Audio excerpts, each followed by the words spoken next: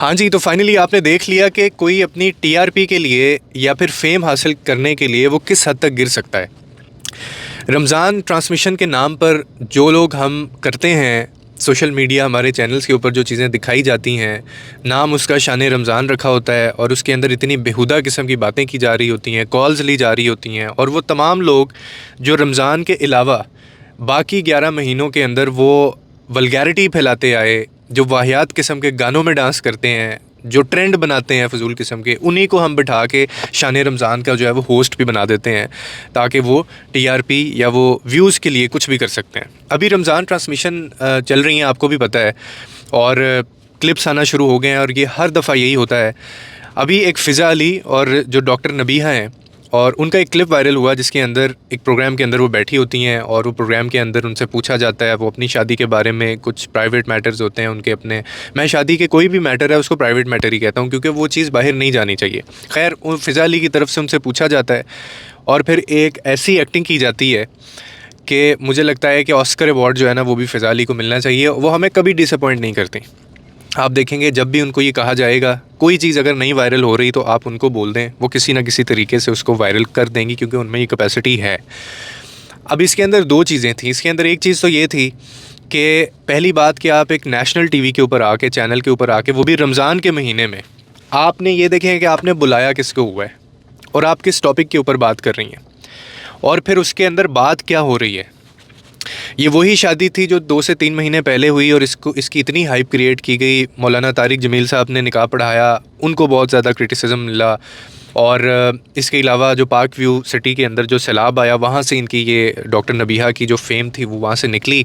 और उसके बाद जनाब ये अपने आप को जो है वो क्लिनिकल साइकोलॉजिस्ट भी कहती हैं, माहिर नफ्सियात ही कहती हैं, और ख़ुद माहिर नफ्सियात की जो शादी है वो 2 महीने ना चल सके तो एक तो ये बहुत बड़ा कंसर्न है। हारिस खोकर साहब के साथ इनकी शादी हुई थी।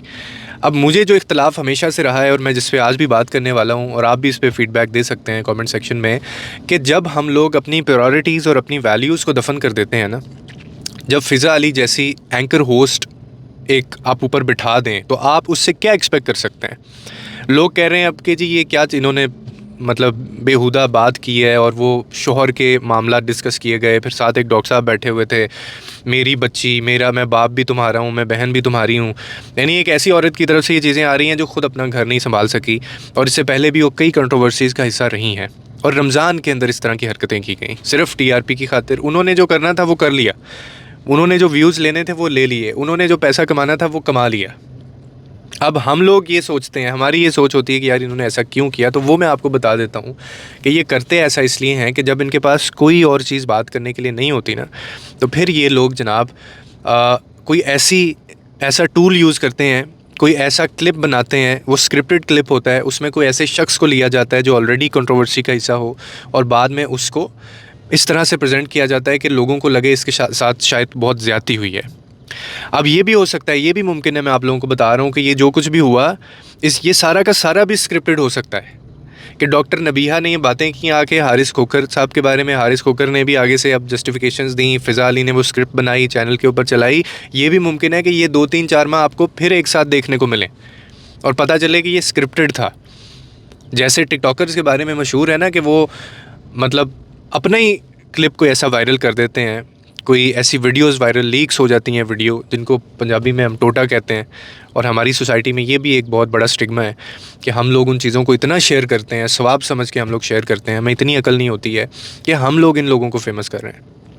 तो ये भी मुमकिन है कि ये स्क्रिप्टेड हो और ये 3-4 महीने बाद दोबारा आपको ये एक साथ देखने को मिलें और इनकी सुलह भी इसी सेट के ऊपर करवाई जाए, क्योंकि ये सीरीज़ बनती है बाकायदा। इसके अलावा एक और शो चल रहा है जिसके अंदर साहिल अदीम साहब बैठे हुए हैं और वो एक और आलिम दीन है, वो उनसे बहस कर रहे हैं। और ये जोड़ा बाकायदा बनाया इसलिए जाता है कि कोई ऐसी चीज़ जो है वो आए, यानी जिसके अंदर कोई कंट्रोवर्सी शामिल हो। अब साहिल अदीम साहब जो हैं वो कल उनका भी एक क्लिप वायरल हुआ है जिसके अंदर वो कोई बात कह रहे हैं और वो गधा गधा कह के एक दूसरे को बुलाया जा रहा है। मतलब हम लोगों में शर्म हया है रही नहीं है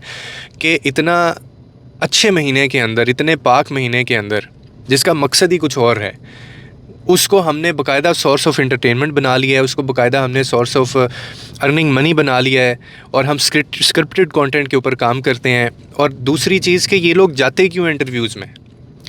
आप खुद सोचिए कि आपके बारे में कोई कंट्रोवर्सी हो और आपको किसी शो में इजाज़त दी जा रही हो कि जी आप वहाँ आएँ। वो तो आपको इसीलिए बुला रहे हैं कि उनके वहाँ पे 4 चाँद लगें शो के अंदर, आपके ऊपर सवाल फेंके जाएँ, आपको ज़लील किया जाए। लेकिन आप एक बंदे की ज़हनी हालत देख सकते हैं, चेक करें, आप इमेजिन करें एक बंदे की क्या ज़हनी हालत होगी कि उसको पता है कि मेरे जाने से क्रिटिक्स आएगा,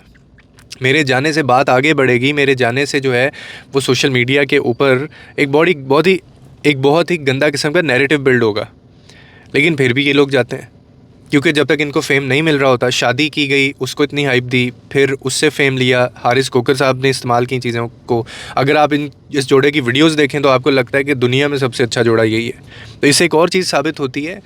कि ये जो हम बातें करते हैं ना, या जिस दुनिया को हम लोग दिखाते हैं,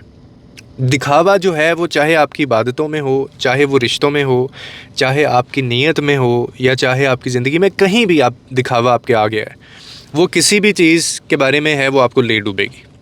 एक ना एक दिन आप एक्सपोज हो जाएंगे। अब ये क्लिप वायरल किया गया सिंपैथीज़ लेने के लिए, लेकिन सिंपैथीज़ की बजाय इनको भी समझ नहीं आई कि ये तो लोगों को समझ आ गई है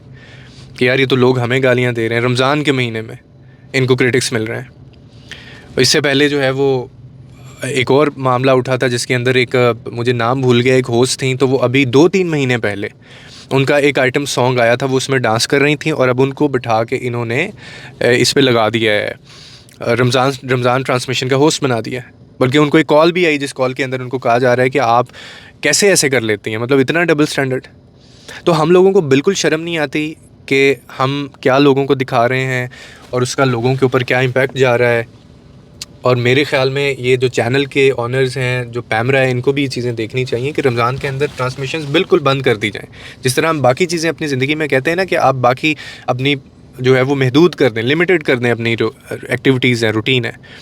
तो इनके ऊपर भी कोई ना कोई ऐसा स्ट्रिक्ट एक्शन होना चाहिए कि ये ट्रांसमिशंस जो हैं वो हों, तो उसमें proper certified psychologist, proper certified जो उसमें आलिम दीन हैं, स्कॉलर्स हैं, उनको बिठाया जाए,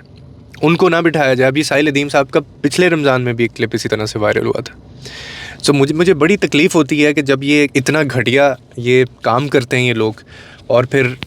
एक सस्ती जो शोहरत है वो लेने की कोशिश करते हैं,